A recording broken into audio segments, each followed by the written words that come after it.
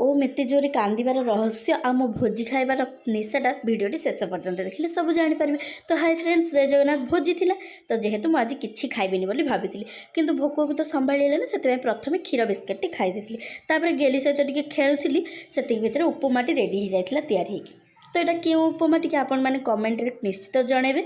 मो स्वामी को बहुत भल लगे यार टेस्ट, किंतु मते भल लगे से प्रथम खाई समस्ते खाइले जेहेतु मुझे खाइबाटा बाध्य तो मुझे खाई दादा पुतुरा आ मो पुओ से गेल होता और आम घर समस्त भोजी खाइबा रेडी हो जाइलु जेहेतु आमर जातिर पोहिली भोग थिला।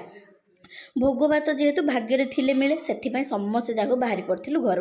तो भोजी भात बढ़ाला कदली पत्र गोटे पर गोटे आइटम आसला प्राय 11टा आइटम होता। नेक्स्ट वीडियो कौन कौन आइटम होता सब कहबी। तो भोजी खाइबा निशारे मो ओम को कौटी छाड़ देती से कौटी थिला कौन करथिला सेटा जानि नथिली से मते देखिला पर से एते जोरे कांदुची। तो बाय, रहूची फ्रेंड्स, सब्सक्राइब करिवे।